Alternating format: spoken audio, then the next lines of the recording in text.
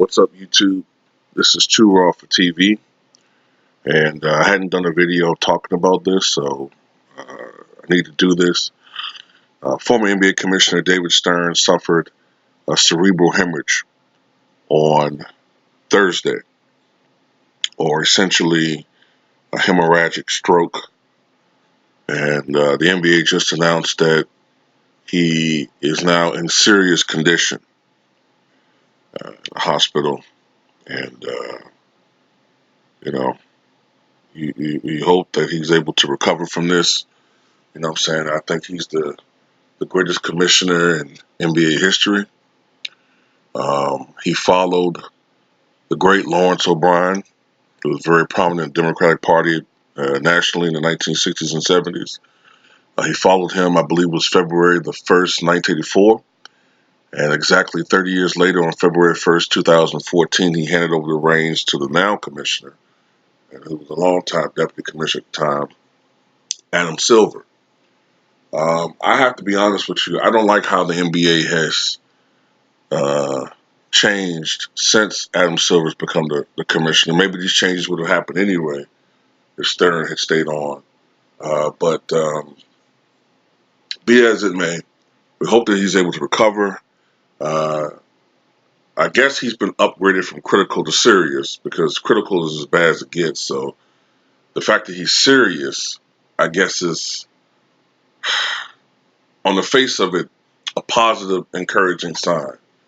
But whenever you have something like that, a brain hemorrhage, um, it's very serious. Very, very, very serious. And, you know,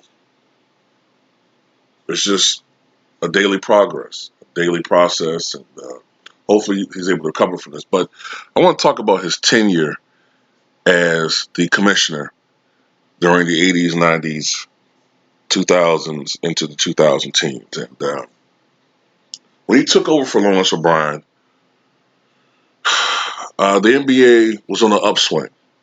The NBA was absolutely dying after the retirements of Wilt Chamberlain and Bill Russell, and later on Jerry West and Oscar Robertson, Nate Thurmond. After all these great players retired, one of the problems with the NBA that it had,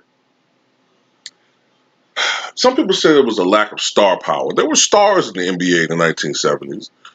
You know, you had Kareem, you had Rick Barry, you had Wes Unseld, you had Nate Archibald, you had a lot of stars.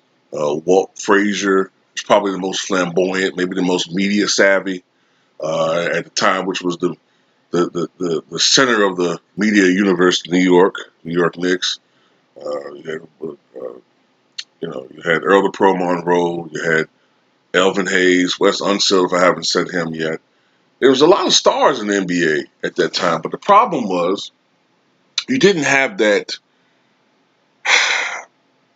You didn't have that type of star that transcended the sport and was marketable. Kareem was the best player, but he was not.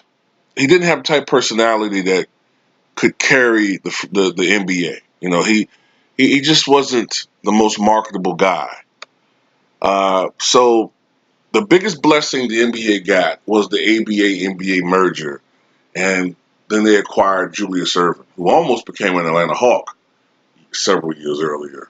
But when they got Julius Erving, he was able to keep the NBA afloat.